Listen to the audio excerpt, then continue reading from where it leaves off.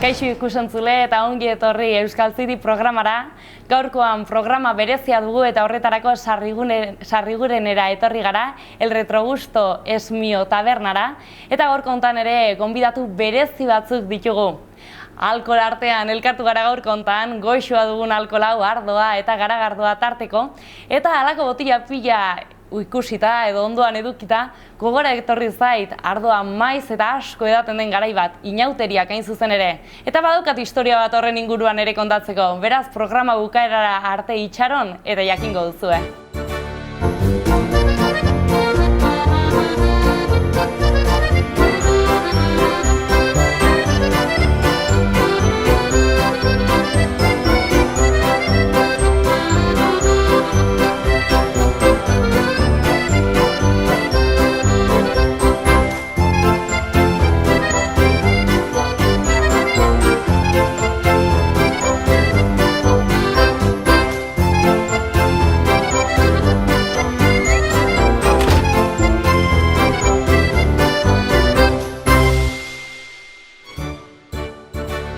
Bakartxo astiz eta sahatxkara satorre ditugu gaurko hontan hemen, atxalde hon biei. Atxaldean. Bueno, plazerra handi bat da gaurko hontan gure artean zoi edukitzea, gainera gaurko hontan platua ezberdina dugu, izan ere etorri gara, taberna berezi batera, El Retrogusto es Mio tabernara, Sarrigurenen dagoena, eta gaurko hontan hemen egingo dugu elkarrizketa gogotsu zaudete hasteko? Bai. Bueno, konta idazue pixkatxo bat nortzuk zareten, nondi zatozten? Ni Lezaetatik nator, Alarraun bailaran dago herria. Eta, alde batetik Larraun da, baina beste batetik esan behar da ere bai Araitz. Zeren nola dagoen Azpirozko mendatea jaitsita, bai eskolara eta bai medikuntza eta hori, beti egin dugu Araitzen. Naiz eta administratiboki Larraungoa izan. Eta hori, bangoa naiz, jubilatuta nago, eta orain bizi naiz oso ongi. Eta orain arte zertan egin duzu lan? Irakaslea izan naiz. Aurrezkuntzakoa, lehen hezkuntzakoa? Berez aurrezkuntzakoa urte askotan, eta aritu naiz Betelun lanean, eta hor egin dut lehen hezkuntza lehen zikloa. Eta, denetatik egin dut, zuzendaritzen naiz, denetatik, zen 20 urtean, gauza asko egiten dira. Denbora ematen du, ez? Experimentatzeko hezkuntzaren mundua. Eta, da horrekin batean, nola, beti baserrikoa, geho Donostin da kanpoan urte askotan ibili naiz ere, baina baserriak tiratuta, daukat baratza eta behorrak eta hori, eta gustatzen zait hori, belar kontua eta irakurtzea, eta oso errez pasatzen zait denbora egia esan. Orduan gustora jubilatuta gero, ez? Eskertu duzu. Lehen ezin dituzun lanak egitea, ez? Hori da zen amez bat eta hortan nahi naiz. Arki, Bakartxo, zure kasuan, konta iguzu sahatz? Ni Etxerritik nator, 26 urte dauzkat, aurrezkuntzako gradua egiten nabil, eta oraindik ez naiz jubilatu. Eta zeintzuk dira zure afizioak? Bertxotan ibiltzen naiz, bertxo eskolan, mendira ere desente joaten naiz. Musika eta gustatzen zaizu? Bai, desente. Kotxean, etxean beti daukat musika jarria eta dakizuen bezala, programa honen helburua Nafarroako eskin ezberdinetatik jendea ekartzea da, pixkat euskararen egoera hitz egiteko, zer realitate bizi dituzten bakoitzak bere herrian, baina hortatzen gustatzen zaigu behin etorrita zuek ere pixka sakonago ezagutzea, eta horretarako galdera batzuk prestatu ditut. Prestadet erantzuteko? A ber. Errexak dira, lasai egotela zarete. Lehenengo galdera da, ea mendia edo itsasoa nahiago duzuen? Nik mendia. Bauzu ohitura mendira joateko, txangoak egiteko? Azkenaldian bai. Eta Euskal Herri osoko mendiak ezagutzea gustatzen zaizu edo inguruakoak? Banabil tematua beriainekin, pustu bat daukat kuadriako batekin, horrekin nabil, baina, Eta zein da pustua, jakin du badaiteke? Nori goko gehiago, ekainaren 26 arte nori goko gehiago eta horrekin. Ordan egunero saiatzen dara behari. Bai, hortxe gaintz. Ez duzu sekula kamiseta ezberdinak eraman eta hola argazki batzuk. Ez gu ideiarik emango ez bada. Zure kasuan, Bakartxo? Ba, nire mendian ikusten, biak ikusten zezkit asko, baina bai, mendia. Eta Donostira joan zinenean eskertu zenun itsasoan hurbiltasun hori? Bai, baina Donosti bila dauzke. Bai, dauke mendie, da baita ere itsasoa. Orduan bai, alde bihortatik, baina kale sartzen da hiria, da orduan hiria baino nahiago dut herria. Orduan, hirian bizitutakoa, baina aukeran herriarekin geldituko zinateke? Bai. Bai, urte askotan hon naiz hirian, baina astebururo herrira buelta? Bai. Zer dauka herriak hiriak ez duena? Ba, nik uste du natura bertan. Zuri egitea gustatzen zaizkizun gauzak. Baratza bat, hiri batean agian, baina ez da berdina. Zure kasuan, hiria edo herria nahiago? Eske herria ezagutzen, bakarrik. Osa, hirian, bain Gasteizen agir ikasten, baina egunero joan da vuelta. Ez duzu sekula hurbiletik probatu? Osa, niretzako hiriak badauka, bere xarma da Gasteizeko ereziki Iruñak ere badauka, Alde Zaharrak eta... Osa, giroa ezberdina da, baina... Eske bat ipat herria bizi izan dut orduan... Eta sekula probatuko zenuke? Bai. Izan daiteke hirira denboraldi batez joatea bizitzera? Bai. Osa, ez daukat deskartatua. Eta aukeratu behar, ze askotan herria edo hiria aparte, ze herri edo ze hiri gurasoek edo familiak aukeratzen du, eta hantxe gelditzen zara urte bat pasa bestia pasa, aukeratu behar, ze herritan biziko zinatekete Euskal Herritik adibidez? Ze herritan? Bueno, ni bizi naizen tokian, baina ni denetara, osea, ezakit. Egokituko zinateke? Bai, ni egokitzen naiz. Hori herri askotan bizitu naiz, eta orduan egokitzen naiz. Eta oraingo zure herriak ze ezaugarri ditu, zema biztanle ditu, ze... Gaude 14. 14 biztanle? Bai. Ui, ama, txiki-txikia orduan, Txiki-txikia, paraiso bada. Familiatxo bat bezala? Bai. Bueno, gero beti bere gora berak egoten die, baina oso txikia da, ez dauka, ez tabernik, Eliza badu bai. Eskola ere bai, eskola badu... Eta irekia dago? Ez dago irekia. Bueno, irekita eduki dut nik jubilatuta gero, Bai? Bai. Zegoen haur bat, egon behar zuna eskolaz kanpo, eta... Eta zu zaintzen zenun? Bai. Irakasten ematen nion... Klasiak? Baina, dago, eta ez da toki askotan zen desagertu dire lehengo eskola txikiak, baina han mantentzen dugu, bai. Eta hoxe dauka bere Eliza, eta... Eta beldurra duzu etorkizunean herria hilko den? Ez, gaur egun da Larraungo herririk gazteena. Bai? Gaude 6 haur, han bertan. Torri dira, kanpoko familia dira, torri direnak. Zeren, hori herri hori, 80ean, 81ean, hor, bizizien 2 edo 3, Eta hunditu joan da, ez? Ordan baduzu esperantza poliki-poliki hunditzen joango den herri bat izango dela? Bai.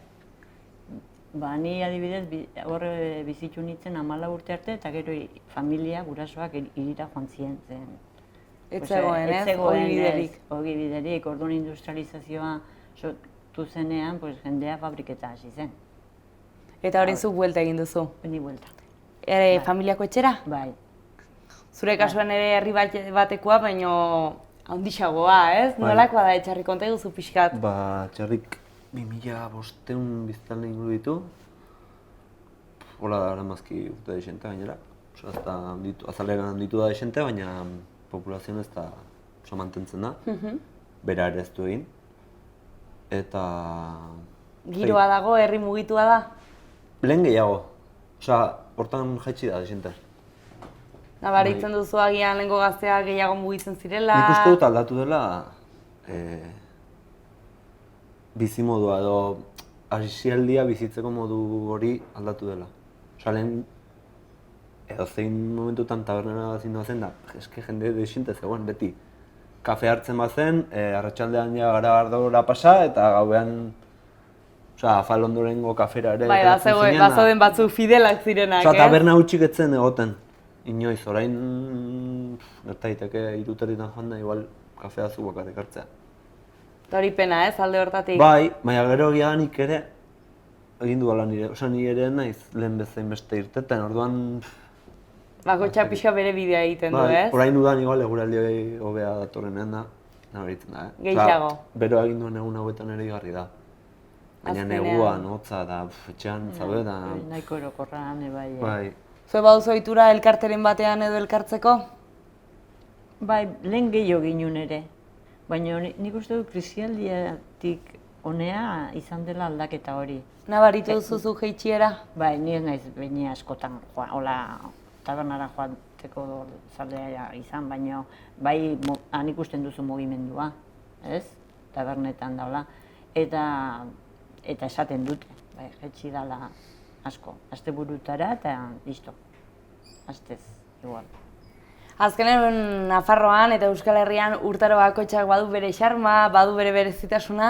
Bat aukeratzekotan, zein aukeratuko zenuten? Udazkena nik. Zergatik? Udazkena usta delako eta geho paisaian niretzako da politena. Kolore horiek, ez? Badu ere orain tarte bat, maiatza ere importantea da. Maiatza, Zeren daude berde tono desberdinak. Nei uste dut biak. Udaberria eta udazkena. Gero ostoa eror aurreti dagoen tarte hori eta oaingoa. Bai. Zure kasua, ze urtaro duzu gustokoen? Ni uste hau hartu nuela. Osea, oraingo, hori berde tonalidade horiek eta errak dira. Gustatzen zaizu mendira garai hontan joatea eta txoriak eta badago mugimendua basoan, ez? Bai, eta ez dago Jesukriston berorik ere, osea, ondo zoaz, ez dakit, kalean egoteko ere ongi. Bai, goxua, ez? Izaletan igual frisko, baina, bueno, eguzki, osea... Nahiago dut eguzkia bilatu, itzala bilatzea baino. Bai, goxuago izaten da, ez? Halako... Bidaiariak altzarete. Gustatzen zaizu bidaiatzea? Bai, bai. Eta baduzu bidaiaren bat burutan gauzatu duzuena edo gauzatzek ezabetena eta desiotako, ametxetako bidaietako bat? Ni Tirolea. Hori non dago, arkatu? Hori dago Italia iparraldean, Suiza, Alpetan. Eta mendi inguru hortara gustatuko zizun joatia? Nik hori daukat. Eta sekula gauzatuko duzu? Komentzitu dituzu etxekuak? Ez dakit, baina nik uste baiet. Saiatuko naiz. Eta eskiatzera joango zinateke edo mendian ibiltzera? Ez, paseatzea, da, ibiltzea. Inguruak ezagutzera? Bai. Zure kasuan, baduzuela bidaiaren bat? Bai, ekaina bukaeran manoa, Kolonbiara joango naiz, 6 hilabetez. Bertan ikastera, 3. urteko lehenengo lauhilekoa bertan egingo dut. Eta hori, dena prestatzen, prestatzen, txertoak, maleta, hori dena. Eta helburua zein da, Kolonbia ezagutu edo inguruko herrialdetara ere mugitzea? Hori izango da, ez dakit, esango... Momentuan hartuko duzen erabakia. Bai, osea, berez badugu asmoa, baina ikaskide batekin noa. Baina, bueno, ez dakit nola ibiliko garen, nik uste baiet. Ikastea bakarrik goaz, ez da hemen bezala beti ikastean, baina ez dakit non, lanean, aldatu egiten da, puntuan ez daukago zer gehiago, orduan, nik uste dut, denbora libre hartzeko. Aukera ona dela, ez? Errazago, bintzat bai. Euskal Herritik gainera ez da zure inguruan, baina Hego Ameriketara asko mugitzen zarete edo dira gazteak, ez? Kuban ere izan ginen, duela 2 urte. Hiru bai. Eta gura ere... Esperientzia politia izan zen? Bai, oso politia politia dazkat. Baina oso kuadrilla berezia joan ginen, osea ez ginen gure kuadrilla, ez? Zen bat hemendik beste handik kartu ginen egun batean plazan, niretzako hori dauka herriak. Hori bada hiriaren aldean, ez dakit. Osea, txikitasun horrek egiten dizu azkenean denekin egotea. Anistasun badago kuadrilletan ere, ez? Ezagutzen igual hori ere badago, baina zailagoa ikusten dut. Bai, azkenean nabaritzen da eta badago aldaketa pixka batez, bederen. Bai, bueno, askotan hirian ere ateratzen da hori, Bai. Lehen behintzat ateratzen zen, nire garaian bai, baina orduan hori da, zen txikiteoa, ez? Baina Beste inguru bizitza. itxi batean Madrilen, igual, bai. ez? Osea, inguru hortan Aldezerren ibiltzen beti. zen. Auzoka Bai, edo auzoka. antolatzen zena gauza, Bai. ez? Azken Eta herriaren zuk esan duzuna, erabili. horrek egiten zuen, zegoela, hori, interazio hori bat zegoen lehen ere. Nik nire garaian, nik hori ezagutu nun. Aipatu diguzulen literatur zalia zarela edo irakurtzea gustatzen zaizula, zer da azken aldian edo sekula irakurri duzuna libururen bat bereziki zerbait sortu dizuna barruan edo bereziki gustatu zaizuna? Hombre, nik novelak eta ere irakurtzen ditut, baina nik gustatzen zait asko o bai natura edo izkutukoakin dagoena, esoterikoak eta liburu horiek gustatzen zaizkit. Pixka joaten direnak zientziatik haratago errango dugu? Bai, zientziatik haratago. Bueno, zientzia da, Bai, zientzia ezberdinak ez, adar ezberdinak zientziaren barruan agian ez ezagunagoa direnak. Bai, medizina edo badaude. Eta badago baten batola zehazki gustatu zaizuna bereziki edo kurioso egin zaizuna irakurtzeko? Asko. Bueno, nahi horiek gustatzen zaizkit. Baina nire liburua betikoa da Principito. El Principito. Hori da zure... Nik beti esaten didatenean ze liburu, niretzako, daraman mezua. Baina liburua da generazioz generazio pasatzen joan dena eta horinik ere liburu dendetan topa dezakeguna, ez? Txikiendako da edo ez da txikiendako? Ez da. Ez da. Nik uste txikiak, transmititzen dutena jasotzen dute hortikan hasieran, baina ulertu egiten da gero, nik uste dut liburu hori. Heldutasun batera iristian. Bai, eta politxe da. Asko gustatzen zait. Zu auzola libururen bat bereziki maite duzuna, izan daiteke aur literatura ere bai, Nien naiz izan oso irakurle irona esan edo ez nahu, izan ditut, liburuak igual engantzatu nautenak, orain hasi naiz berriz igual pixkat komiki asko irakurri izan ditut, baina hori Gaztetan Asterix eta Obelix, Mortadelo eta Filemon, horakoak. Baina gero liburu orain hasi naiz pixkat, eta hor nabil, engantzatu ez engantzatu. Probatzen esaten dena, ez? Bai, ez dakit. Musika aipatu duzu kotxean entzuten duzula maiz, badago euskal talderen bat bereziki maite duzuna edo gustoko duzuna? Bai. Siberutz entzun izan dut, dokan egun ginen dora gutxi, kontzertu bat entzuten da. Eta asko gustatu zitzen, orain kotxean mesente daramat. Gero momentuaren, igual Anari entzun dezaket, baina Anari ezin dut entzun, dozen momentutan, ere. Sakona da, Anariren letra eta musika eta iluntasun puntua badu, ez? Baina asko gustatzen zait, eta ez dakit. Gehiago ere ongo dira, seguro. Hausnarketa kuriosoak ekartzen ditu gainera, ezagizuk ezagutzen duzun Anari? Bai, ezagutzen dut. Hola, bistaz bederen esaten dena, ez? Bai, kulturaldi batean, urtero egiten duan kulturaldia eta joan dela bi urte, o ezagita urten joan den. Baina ezin izan nuen, baina... Eta zu zen musika zale zara? Zentzuten duzu batez ere? Nik musika klasikoa eta euskalduna, batez ere euskalduna. Eta badago euskal autoreren bat edo? Baina garai desberdina pasari, hortan, ez? Gazte garaitan adibidez zer entzuten zenun batez ere, Akartxo? Roka denetatik, ez? Festa zalia zinen? Bai, eta naiz. Eta zara, oso ongi, hola behar da. Bai. Eta orduan, zegoen hori, euskal musikan, Trikitixak eta Benito Lertxundi, Mikel Aboa, horiek denak ez doka mairu, horiek izan ziren... Zuk ezagutu zenuen ez doka mairuren garaia? Bai, sorreran. Hasi zienean, egiten zituzten hor, bajera horietan, ez? Edozin tokitan, taberna bazter batean egiten zituzten kontzertuak, eta hori oso polita izan zen, hori izan zen. Eta gero, denetatik, ez? Boldil, atera den guztia. Baina ni bizitzu dut pixka bat garaikoa. Aztetan, pensa, Donostira joan da, pues... Hor bazen aukera, ez? Bai. Kulturarekin eta Bai. elkartzeko eta... Eta oso interesgarria. Euskara hirira eraman zenuen, hau da, hirian ere hitz egiten zenuen euskaraz? Gutxio, baino bai. Bai, euskara gure etxean aitak mantendu zuen asko. Amak ez egin euskaraz? Bai, bazekin, baina, bueno, igual ez zion ematen... Halako garrantzirik? Ez zion ematen halako garrantzirik. Zeren ama eta horiek gerra denboran pues, gaizki pasa zuten. Da, orduan, ezagutu zuten nola euskaraz hitz egiten zituzten familia osoak eramaten zituzten, ez? Etxetik, eta orduan beldurra zioten. Orduan erderaz hitz egiten zuten beldurragatik. Aitari ere gertatuko zitzaion hori, aitari okerrago zeren osaba bat hil zen gerra denboran da hil zuten. Orduan harrek zeukan beti bihotzean edo, ez? Eta hori transmititu zigun.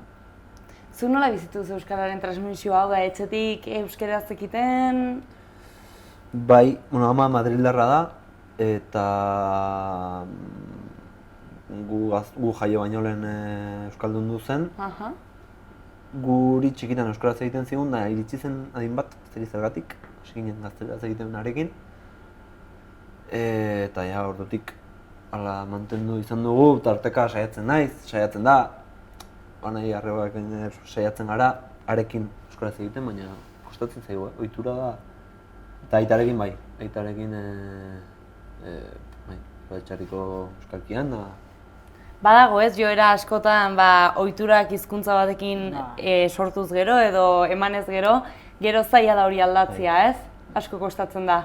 Baita oso automatizatua dago. Osea, nik badukat kuadrian lagun pare bat, kuadrian euskaraz egiten dutenak, baina haien artean badukatena joera gazteleraz egiteko eta ari badira taldean ari dira euskaraz, baina ondoko hitz egiteko, osea, automatikoki pentsatu gabe irteten zaila gazteleraz. Bai, hala da. Zuk zure herrian zer realitate bizi duzu, hau da, badago euskararekiko atxikimendu hori, joera erderantzarantz edo joaten da? Oain, hor ere aldatzen joan da. Ni ikasi nun gaztelera 10 urtekin eskolan.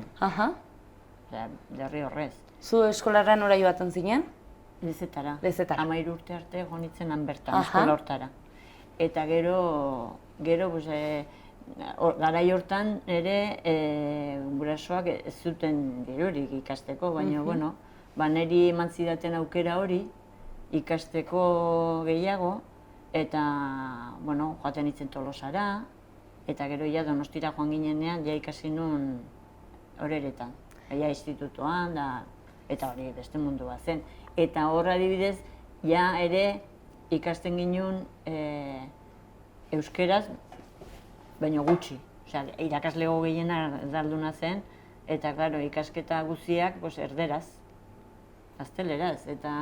Eta hor ni paso egin nun pixka bat, eta gero ja euskaldun nintzen. Baina egin nun autodidakta, nik ega atera nun ere kabuz, eta gero aurreragoan egin nun magisteritza eta ja aurrakin hasita gero. Egin nun magisteritza, da hori bai egin nun euskeraz. Iruñan ikasi zenuen edo Donostin? Ez, ikasi nun Bergaran. Aiba! Horiaren lagundia? Ez, Eskoriatzako unibertsitatean? Bai. Mondragon unibertsitatean? Bai. Orduan bertan egon zinen? Beno, zegoen beraiei nik joaten nintzen Bergarara konbentu batean asteburutan bakarrik. Aiba! Hoi zen magisteritza bat,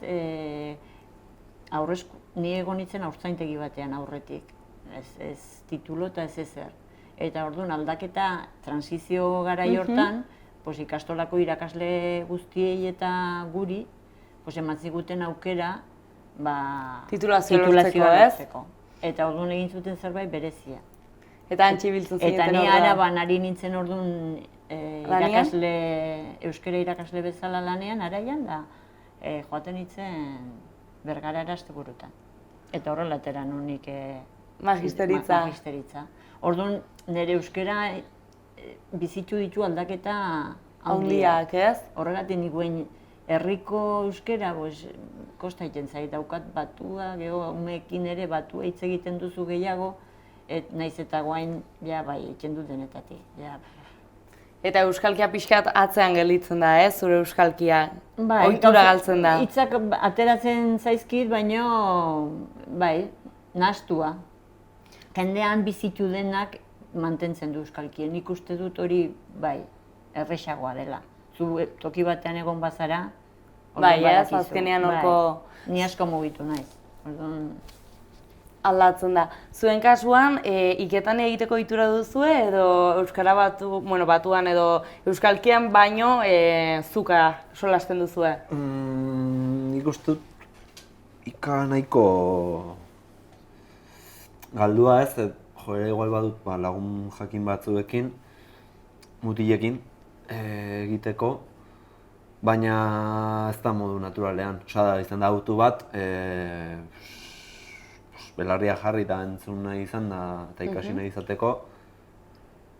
Eta justo ni baino helduxeagoak diren, ni baino 7-8 urte zaharragoak diren batzuekin bai egiten dut iketan, haiek hala egiten didatelako eta igual modu naturalagoan, baina ez da guztiz naturala, ze nik pentsatu behar dut gehiago. Osa ez da zait ateratzen horrela, osa autu bat. Eta gero kuadrillara ere eraman izan dugu, baina hori gehien bat mutilekin. Kuadrilako neskekin adibidez nik uste dut zuka egiten duela gehiago, eta etxean eta... Zentzunaldian erraten alda galdu dela emakumeekin ikaritzeko noka, oberranta noka aritzeko ohitura? Bai, nik uste orain ez da erabiltzen hori. Zan behar du jartzea hortara. Badago, igual adin bat dutenek, bai, ez? Baina nik uste dut hor ez dela asko hitz egiten. Igual Goierri aldean edo Gipuzko aldean edo normaltasunez egiten den bezala hemen ez. Badago etxarrik badauka ez, euskaldun fama edo kanpoti begiratuta bederen hala ematen du, ez? Gero egunerokotasunean, etxarritik kaletik ibiltzen zarenean, euskara entzuten da? Bai. Eguneko handi batean? Bai. Nik uste dut badagoela, egon direla hor 20 urte, 20 piko urte, jendeak joera hartu duenak kuadrian gazteleraz egiteko, poteoan, nahiz eta gero denak kuadria barruan denak euskaldunak izan da, gero kuadria hortatik ateratzean beti egon, edo kuadrian bertan egon beti, igual, ez da gindoan esan, fijazio ez, beste gogo bat edo beste... Bai, nahi bat, edo joera. Zaitaterako. Bai, joera, izan duten pertsonekin, igual bai egin, orokorrean ikuste dut egon dela joera bat, urte batzutan behintzat, gu baino zarxiagoak direnak igual ez, baina ni baino 6 urte baino zarragoak direnak, horiek badute joera gazteleraz egiteko haien artean, da gero egia da, euskaraz denok dakigula, gehiengoak behintzat, gehiengo handi batek, nik uste dut aurrek euskaraz egiten dutela, euskaraz jolasten dutela, eta hori iruditzen zait super garrantzitsua. Osa, euskarak balio izatea jolaserako, balio izatea beraien egunerokotasunerako. Azkenean aur batek daukan garrantzitsuna da, hori, momentu hortan beretzat da jolasa.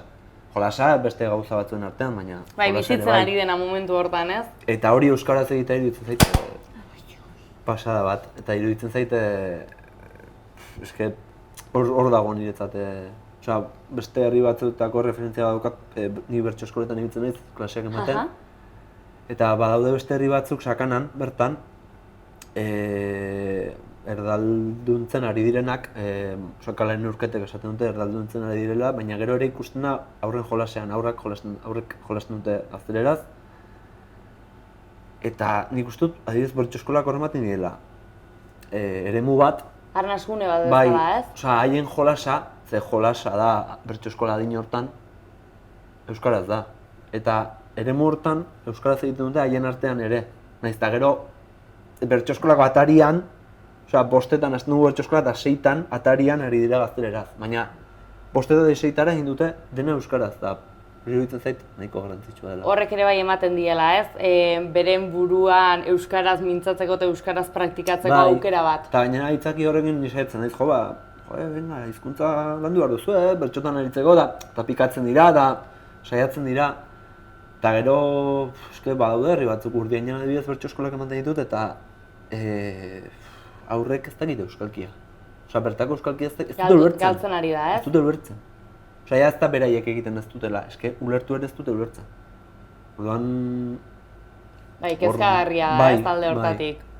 Zure kasuan herrian erran duzu umetxo batzu badaudela, 6 bat ume. Bai, bueno, 6 horiek gurasoak batzuk larduna die, baina eskolara joaten dira eta euskara badakite. Hor daude bi alde araitzen, euskara oso biziri dago, umeak euskaraz hitz egiten dute, denak eta eskolan eta kalean eta nik uste dut orain helduxagoak ere bai. Eta hortara nik joan euskaraz txikiak euskaraz hitz egitea oso ongi dago, baina garrantzi handiena du geho hori jarraitzeak. Zeren eta hori daukagu helduok, horren ardura. Zeren askotan hitz egiten dute umeek euskaraz, baina gero amak aitzen die parkean beraien artean erderaz. Orduan hori da aldatu behar dena. Gero jarraitzeko ere guain umeak eta esan nahi dute igual 12, 13, 14 urte horietan adin hortan igual bai jotzen dutela igual erderara eta hola. Baina nik uste dutan orokorrean euskaraz hitz egiten dela. Eta gero hor eskola papera handia du euskalkietan esan duzuna, ez?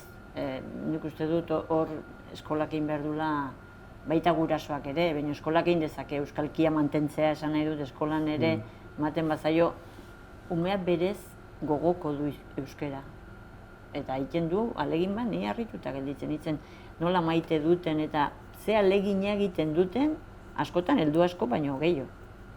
Bai, ulertzeko bai ikasteko, ez da? Ulertzeko, ikasteko eta erabiltzeko. Altxor hori... Eta gero Larraunen, ja Lekunberri, daude ja herri handigoak eta hor askoze galduagoa dago euskara. Hor erderaz hitz egiten da asko orain ari dira lanketa ikaragarria egiten eskolatik eta nik uste dut idala pixka bat aldatzen, baina hor ez dute beraien artean da, igual parkean da, erderaz joera hori dago, ez? Badago esan bat, nire aitak esaten du batzutan eta botako dute hemen ere, askotan hori ez, igual herriko parkera atera eta aitak esaten du gaur egungo gurasoak, orokortu zera bat orokorra, baina txakurra eta umiai bakarrik egiten dio dela euskeraz eta gero haien artean parpar erderaz ibiltzen direla. Nabaraitzen duzu hori generazio kontua dela, hau da aurreko generazioak ez zuela halako joera haien artean erderaz hitz egiteko eta mintzatzeko? Bai, lehen nik uste dut euskara erabiltzen zutela helduak ere gehiago, bai. Eta hori gertatzen da, Nik ikusi dutena da, behintzat dela erderaren kontu hori, badaude hor urte batzuk erderaz hitz egiten dela, baina gero gazte horiek guraso bihurtzen direnean kontzientzia hartzen dute, Eta euskaraz hitz egiten die, eta nik uste dut horre salbatzen gaitula, Bai. Eta etorkizunera begira, euskararekiko, kulturarekiko, ze ametsu daukazue?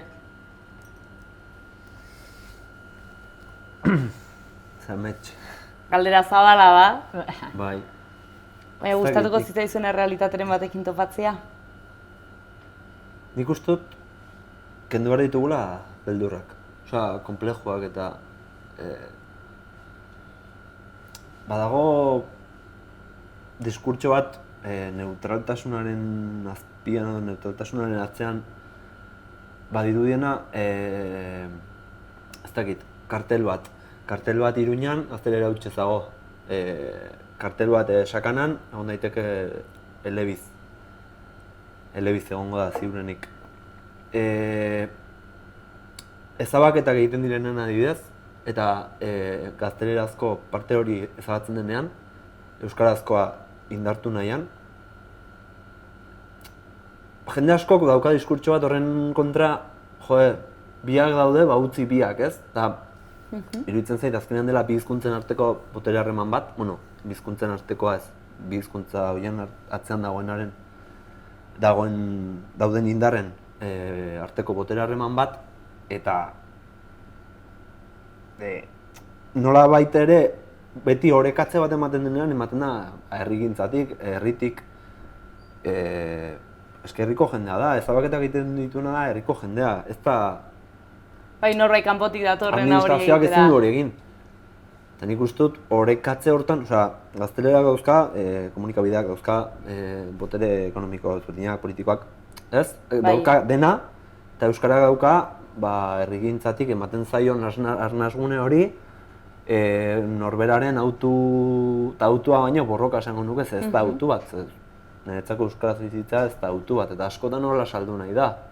Egin, baina eske ezin dut.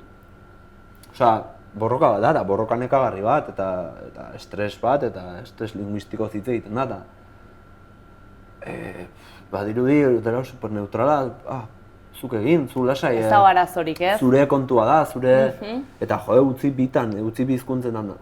Azkenean hortalka bat dago, borroka bat dago, eta borroka bat dagoen unean, ez posizionatzea, posizionatzea, ez? Neutraltasun hori bani hemen geratzen naiz, ez dakit, ze puntuteraino den zidea. Erreala, ez? Eske, eta horrekin hautsi pixkat. Beldur horiekin da, komplejo horiekin, esan, ez, nik uste dut, hau honengatik egiten dut, eta... Zilegi da. Eta zuk ez baduzu ala uste, bale, ez egin dezagun, baina ez zaidaz esan, ez, eske hori ezin duzu egin, ze bi hizkuntzetan ongi dago.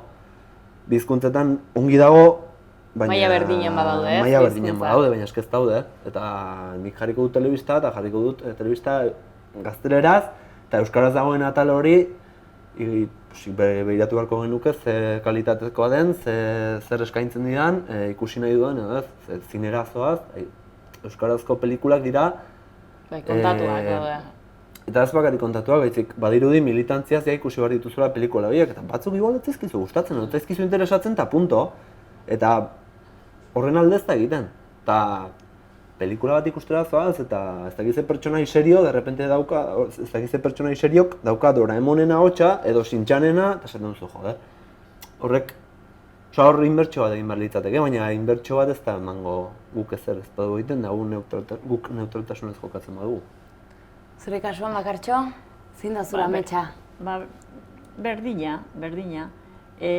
Hor, azkenean, niri gustatuko litzaidake euskara naturaltasun batean, ez ibiltzea burruka honetan, ez beti, ez aurrera ateratzeko, implikatzea gehiago administrazioak, baina, claro, badakigu zer daukagun, ez? Eta hor borroka egin behar da, hain behar dugu, segitu behar dugu, eta hori guk euskeraz eginez. Nik uste dut azkenean dela guk euskeraz egin, eta gero borrokan jarraitu. Hori dela bidea, ez? Umeai eta, erakutsi ere. Transmititu, ez? Transmisioa. Transmisioa. Eta hori ez galdu. Hombre, da eskatu administrazioari eta... Bermatzeko pixkat, ez? Bai. Eta maitatu dezatela. Ez dela, antxorba da, euskera. Bueno, hemen jubilatu berri dugun irakaslea, hemen irakaslea izango dena hemendik gutxira. Espero dezagun euskarak urte luzez, Nafarroan bizirik jarraitzea, eta ahalik eta gehien zabaltzea lau haizetara esaten zen bezala. Bukaerara iritsi gara, motxe izan da, baina denbora pasa zaigu, beraz, eskerrik asko biei etortzeagatik, plazer handi bat da Onata, El Retrogusto tabernan elkartu eta gustora hemen hitz egitea euskararen inguruan eta errealitate ezberdinen inguruan, eta ikusiko gara beste batean, mila esker. Eskerrik asko zuri. Beste bat arte, agur! Ederra izan da gaurkoan ere eduki dugun elkarrizketa, Goixoa gure partaideek kontatu digutena eta bizitu dugun momentua. Eta orain hasiera batean kontatzen hasi naizen istorioari edo hasiera eman diodan horri jarraiki, esango dizuet, botila artean gauden hontan, inauteri garaiak etorri zaizkidala burura, eta dakizuen bezala garai batean inauteriak izaten ziren garai bat non pekatuak alde batera utzi eta gaiztakeriak egiteko, alkohola edateko, sexu edukitzeko ere garaia izaten zen batzuendako, eta herrietan asko eskertzen zuten puxkak bildu eta etxez etxe ibiltzen ziren. Baztanen, herri txiki batean, gertatu omen zen behin, inauterietara joan, eta musikaria, trikitilaria edo akordio jolea gaixotu egin zela, eta orduan bazegoen herrian gazteren bat edo, akordioiarekin pixkat edo moldatzen zena baino oso gutxi hasi berritan, eta ari esan zioten, jotza zuzu, getorri zaitez gurekin jotzera musika ari gabe inauteriak ez dute, arduak ez dauka zapore berdina. Hala hartu, bere akordioia hartu, eta etxez etxe hasi omen zen, baina 2 kantu besterik ez zekienez, esaten da, tabernatik edo etxetik etxera joaten zirenean, beti esaten zuela baten batek, bueno, jende berria dago eta jotza zulenguak honek ez dituta entzun. Halaxe ibiltzen ziren eta badakizue arduarekin dena kantuak errepikatuak izan ere hobekixago sartzen dira. Beraz, zuek ere, aldu zuenean, hartu tartetxo bat eta gozatu ardoaz eta euskaraz.